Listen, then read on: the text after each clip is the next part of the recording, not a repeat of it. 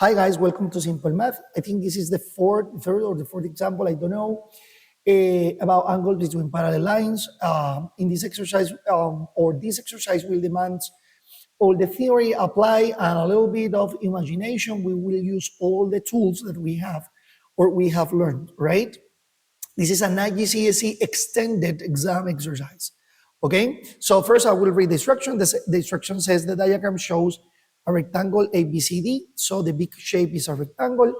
Remember what happened in a rectangle, that all the angles in a rectangle are right angles. So this angle is 90, this angle is 90, this angle is 90, and this angle is 90 degrees as well. Something that you have to bear in mind, in a rectangle, this line is parallel to this one. Maybe it can help us.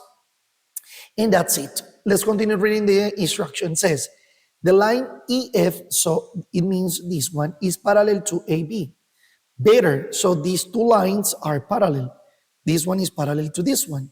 And it says that EG, so this line, this short line, is parallel to HF. Oh, great. So we can determine many things according to that information, because if this line is parallel to this one, we can use all the theory that we learned, that is vertical angles, corresponding cointeriors, alternating interiors, alternate exteriors, and supplementary angles as well. So we can use the theory. So I invite you to be part of this exercise or example. So you're welcome. I will begin the explanation now. All right, guys. According to the information, this line is parallel to this line, and here we have a transversal, right? So I'm going to take that picture and I will put it here for you to understand in a better way. Wait. So we have this line, and this transversal, right? So it says that this angle is 46 degrees. That means this angle is also 46 degrees. Why? Because this angle with this angle are alternate interiors, right? So I can mark, or I can say that this angle is 46 degrees, okay? So far I expect you understand, you have understood this part, okay? So I will erase this information because I think I don't need it anymore. Let's erase this, and let's focus in the rectangle.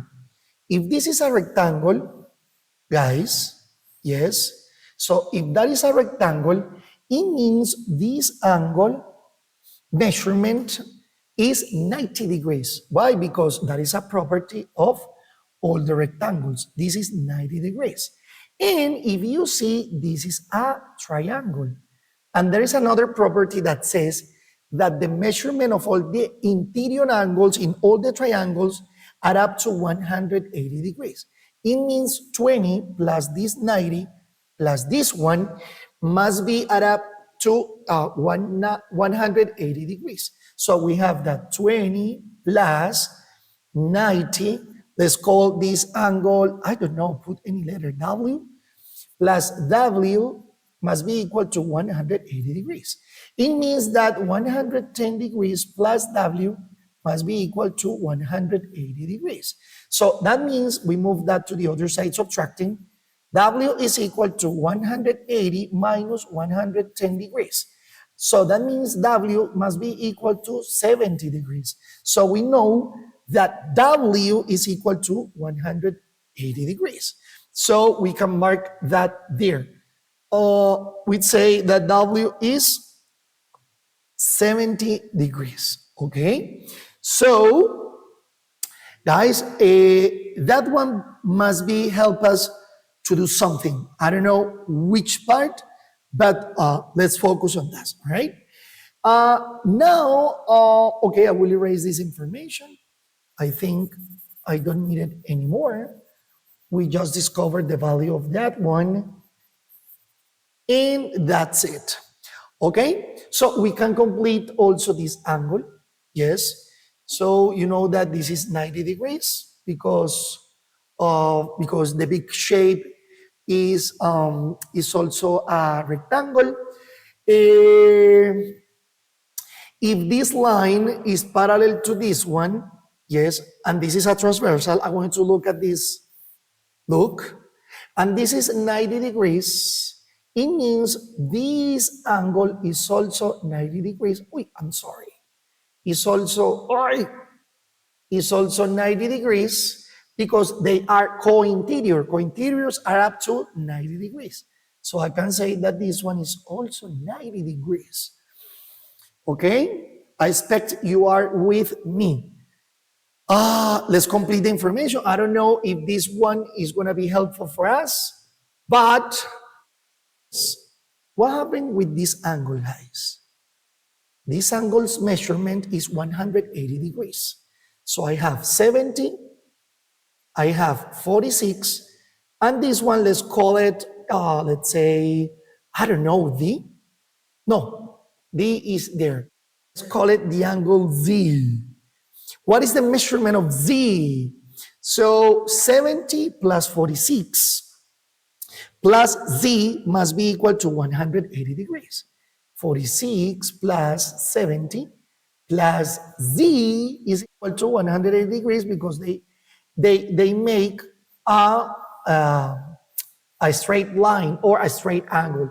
Okay? So 46 plus 70 is equal to 116 plus Z is equal to 180 degrees. In other words, how much is missing to 116 to make 180 degrees? So if you subtract that, the answer is 64. So it means, guys, the angle C is 64. Let's see how that information works or is helpful for us. All right. What else we can do? Let's think a little bit about the information we have. The two purple are parallels, 90, 90. All right. Let's think about this angle. Yes, let's think about this angle. What we can say about that angle according to the parallel lines we have. All right. Actually, we cannot say anything else about the parallel lines, but we can focus our attention in this, let's say, quadrilateral. This is maybe a trapezoid, I don't know. We know that this angle is 20 degrees, and we know that this angle is 90 degrees. So the whole angle must be 180 degrees. If all this angle is 180 degrees, and this one is 90 degrees, and this one is 20 degrees, that means this angle is what is missing to get 180 degrees. If you see 90 plus 20 is 110, what is missing to 110 is 70.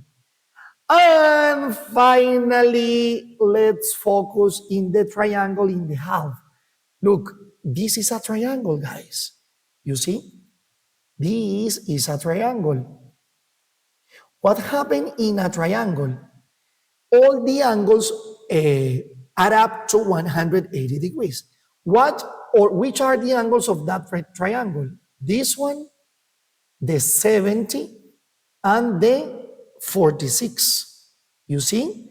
So 46 plus 70 plus x must be equal to 180 degrees. I'm going to write that here.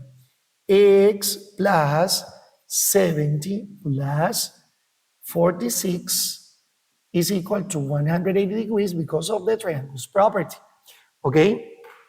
So we add like terms, 70 plus 46 is equal to 117, so x plus 117 equals 180 degrees.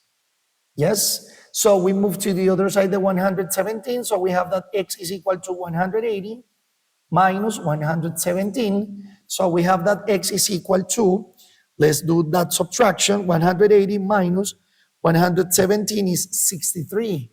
Ta-da! We have found the measurement of the angle x, which is in this case 63 degrees. All right, guys. Thanks for watching Simple Math, and see you in the next video. Bye-bye.